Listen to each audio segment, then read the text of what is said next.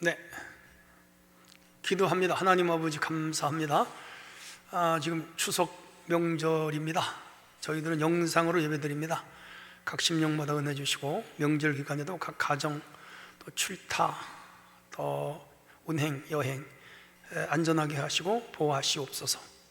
오늘도 함께함을 믿고 예수님 이름으로 기도합나이다. 아멘.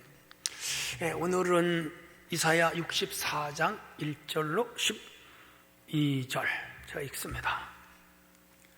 원하건대 주는 하늘을 가르고 강림하시고 주 앞에서 산들이 진동하기를, 불이 섭을 사르며 불이 물을 끓임 같게 하사 주의 원수들이 주의 이름을 알게 하시며 이방 나라들로 주 앞에서 떨게 하옵소서. 주께서 강림하사 우리가 생각하지 못한 두려운 일을 행하시던 그때에 산들이 주 앞에서 진동하여 싸우니 주 위에는 자기를 앙망하는 자를 위하여 이런 일을 행한 신을 옛부터 들은 자도 없고 귀로 들은 자도 없고 눈으로 본 자도 없었나이다. 주께서 기쁘게 공의를 행하는 자와 주의 길에서 주를 기억하는 자를 선대하시거늘 우리가 범죄함으로 주께서 진노하셨사오며 이 현상이 오래되었사오니 우리가 어찌 구원을 얻을 수 있사오리까.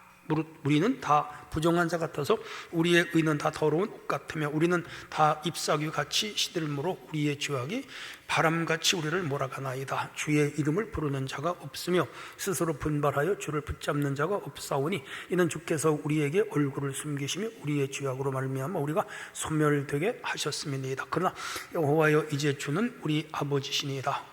우리는 진흙이요 주는 토기장이시니 우리는 다 주의 손으로 지으신 것이니이다. 여호와여 너무 분노하지 마시오며 죄악을 영원히 기억하지 마옵소서. 구하오니 보시옵소서. 우리는 다 주의 백성이니이다. 주의 거룩한 성읍들이 광야가 되었으며 시온이 광야가 되었으며 예루살렘이 황폐하였나이다. 우리 조상들이 주를 찬송하던 우리의 거룩하고 아름다운 성전이 불에 탔으며 우리가 즐거워하던 곳이 다 황폐하였나이다. 여호와여 이 일이 이러하거늘 주께서 아직도 가만히 계시려 하시나이까. 주께서 아직도 잠잠하시고 우리에게 심한 괴로움을 받게 하시려 나이까. 아멘. 네, 오늘은요 이제 이스라엘의 호소, 간절한 호소 내용을 보셨겠습니다만 참혹하게 이스라엘이 무너졌고 남이자죠. 성전까지 무너진 상태에서 70년이 길죠. 짧은 거 아니에요.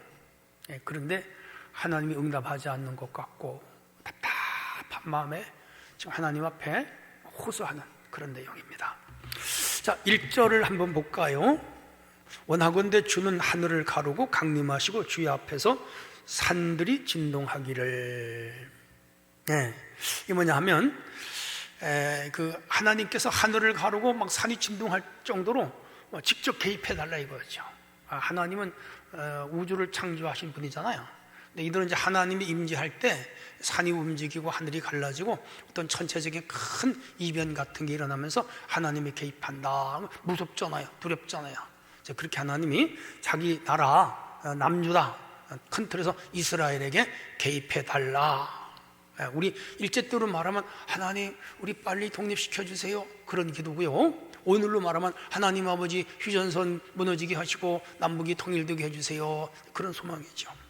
하나님의 직접 개입을 강하게 소원하는 거죠. 갈망하는 것이죠. 여러분 성도들, 여러분 삶 속에 어렵잖아요. 물질 문제, 질병 문제, 자녀 문제, 인생 문제, 막 많은 문제들이 삶에 일어나잖아요. 어떻게 해야 돼요? 갈망해야 돼. 하나님 아버지 이 문제 개입해 주세요. 치료해 주세요. 해결해 주세요. 근데 큰 수술 받는데 하나님 아버지 이거 잘 되게 해 주세요. 아버지만 이거 돈 문제 걸렸는데 하나님 이거 해결해 주세요. 갈망. 아버지 하나님 은혜 주세요. 성령 주세요. 갈망해야 돼요. 2절입니다.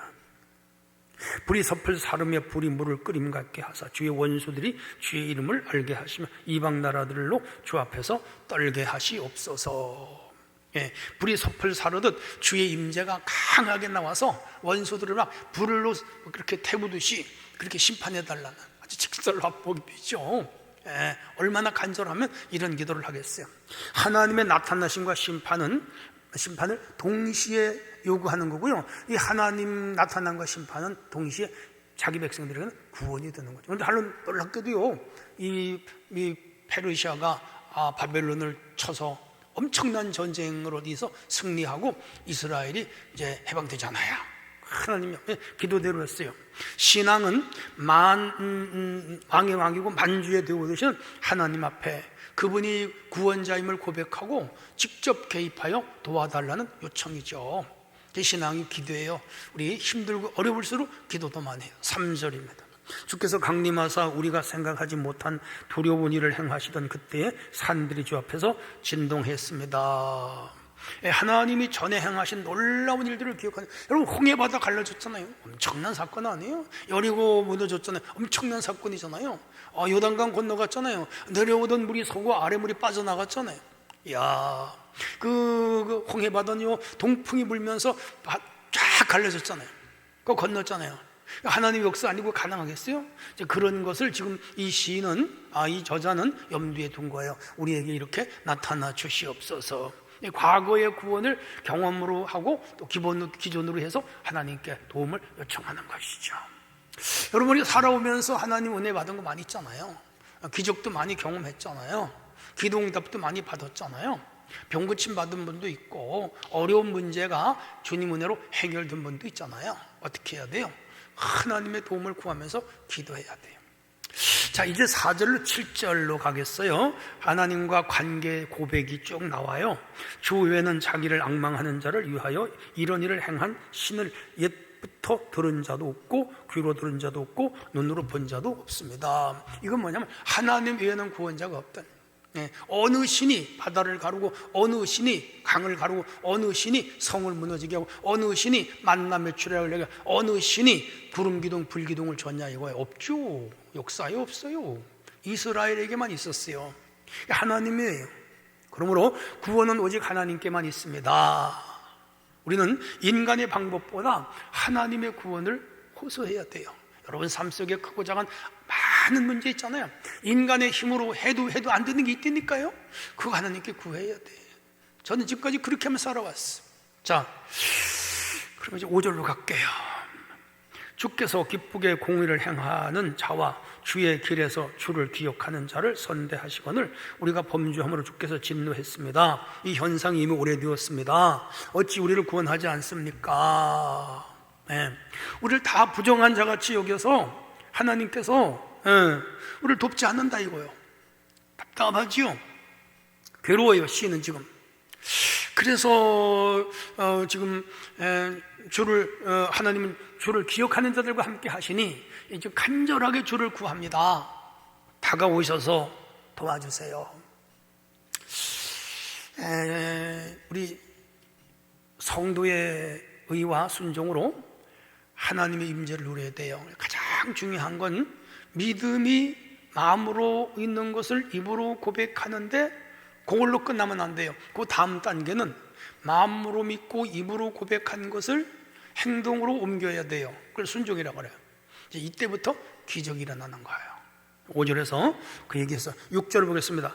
무릇 우리는 다 부정한 자 같아서 우리 의는 더러운 옷 같으며 우리는 다 잎사귀같이 시들므로 우리의 죄악이 바람같이 우리를 몰아가나이다. 요즘 이제 그 길가에 플라다나스가 참 비푸르고 외국 나무인데 무성해. 올해는 태풍이 없어가지고 산에 가도요 나뭇잎 하나도 안 찢어졌어요. 올해는 저 산에 벌레 병충해도 없어가지고요 참 싱싱해요. 너무 좋아요. 10월이잖아요. 이제요 11월 중순 가면요 저 단풍이 노랗게 들거나 빨갛게 들고요 뭐잖아 다 떨어져요. 추풍 낙엽이라 그래요. 나뭇잎도 다 떨어져요. 그렇죠? 자연현상 다 사라져요. 그리고 우리의 입은 옷도 오래되면 다 떨어져요. 현상이잖아요. 그렇듯이 우리 인간의 의라고 하는 것이 사실 하나님 앞에 걸레 조각처럼 되고 그리고 나뭇잎처럼 단풍처럼 그렇게 되고 마는 것이죠. 지금 그거 고백하는 거예요. 그러므로 인간은 스스로 의롭다 하지 말아라 그 얘기죠. 오직 은혜로 사는 거죠. 은혜. 그래서 구원도 은혜, 살아있는 것도 은혜, 교회를 섬겼던 것도 은혜, 직장이 있는 것도 은혜, 자녀를 키우는 것도 은혜, 건강 유지되는 것도 은혜, 우리가 배움을 가질 수 있던 것도 은혜, 우리가 참 어려운 나라였는데 대한민국처럼 이 정도로 잘 살게 된 것도 은혜, 천국 가는 것도 은혜. 은혜죠. 그 은혜를 알아야 돼. 그리고 은혜를 고백해야 돼. 그리고 은혜에 감사해야 돼. 예, 진정한 신앙이에요. 자, 7절로 가겠습니다. 주의 이름을 부르는 자가 없으며 스스로 분발하여 주를 붙잡는 자가 없습니다. 주께서 우리에게 얼굴을 숨기시며 우리의 죄악으로 말미암아 우리가 소멸하게 되었습니다. 네. 하나님을 찾는 자들이 이렇게 지금 이 남유다 이스라엘이 어려운 궁지에 몰리고 저지에 딱 하게 됐는데도 불구하고 하나님을 찾는 자가 별로 없어. 오늘날도 보면요, 신앙인도 많고 교회도 많은데 하나님을 진심으로 찾는 자가 얼만가 썩 많지 않은 것 같아요. 대요식적인 신앙생활하고 그냥 형식적인 신앙생활하고 어떤 데는 위선자도 있고요, 외식자도 있고요, 의례적이고요, 다성에 젖어서 하는 사람들도 있어요. 그냥 가야 하니까 가는 거고, 그리고 헌금해야 하는 거 하는 거고, 예배 드려야 하니까 하는 거고, 그렇게 그냥 그렇게 흘러가는 거 많아요. 그거 진정한 신앙이에요. 진정한 신앙. 죄로 인해 하나님과의 관계가 단절되면요, 그렇게 돼요. 회복돼야 되거든요. 진정한 회개 없는 삶은 하나님과 점점 멀어지죠. 참 회개와 함께 매일 성찰하고 매일 주님을 의식하고 매일 말씀을 받아들이고 매일 말씀에 도전받고 매일 은혜를 갈구하고 그렇게 살면서 석 사람의 성화되어 가는 거죠. 자, 8절로 12절의 내용은 오늘 다 할 시간이 없는 것 같아요. 그래서 여러분 한번 좀 훑어보시고, 이제 그 8절로 12절은 하나님의 긍휼을 간절히 구하는 그런 기도 내용이에요. 결론 내리겠습니다. 성도는 위기 속에서 하나님의 임재를 더욱 갈망해야 돼요. 살다 보면 삶 속에 위기, 역경, 환난, 고난 혹은 위경, 그런 때 와요. 그럴 때 더 하나님을 의지해야 돼요. 두 번째, 인간은 스스로 의롭지 못하고 하나님 은혜로만 구원을 받아요. 구원은 오직 은혜예요. 인간의 공로가 거기 작용하면 안 돼요. 모든 것이 하나님 은혜예요. 그걸 믿어야 돼요. 셋째는 하나님은 토기장에 우리는 진흙으로 절대 의존해야 된다. 사실 거기 8절로 12절에는 우리는 토기장이가 만든 진흙으로 어떤 그릇을 빚듯이 우리는 진흙에 불과하다. 그래서 도공이 되는 주님, 어떤 작품을 만드시는 주님을 의지하고 내가 주님의 작품으로 쓰임받게 해달라고 기도해야죠. 그리고 무너진 현실 속의 성도는 긍휼과 회복을 간절히 구해야 돼요. 지금 우리나라가 상당히 어렵습니다. 사회적으로도 그렇고 정치적으로도 그렇고 특별히 경제적으로 어려워요. 관세 문제가 해결이 안 되면, 지금은 시작인데 이게 연말까지 가고 내년까지 가도 해결이 안 되면 상당히 어려워져요. 그러니까 우리 국가의 기도 많이 하셔야 돼. 하나님 아버지, 이 나라 이 민족 세계 경제 질서 속에 작은 나라가 어렵습니다. 미국과 중국의 패권 전쟁이잖아요. 경제 전쟁, 물리적인 군사적인 전쟁은 아니지만 이런 전쟁 속에 우리가 아주 끼어들어서 어렵습니다. 하나님 도와주세요. 이 민족 구해주세요. 기도해야죠. 아무튼 지금 추석 첫날인데, 추석날인데 아주 약간 어두운 얘기이기도 하지만 그러나 현실이니까 삶을 돌아보고 하나님께 구하면서 이 한 주간도 추석 명절 잘 보내시고 믿음으로 승리하기를 주님의 이름으로 축복합니다. 하나님 아버지 감사합니다. 오늘은 저희에게 이스라엘의 호소를 주셨습니다. 남유다가 바벨론에게 망하고 70년 포로 생활하는데 그 짧은 세월이 아니지 않습니까?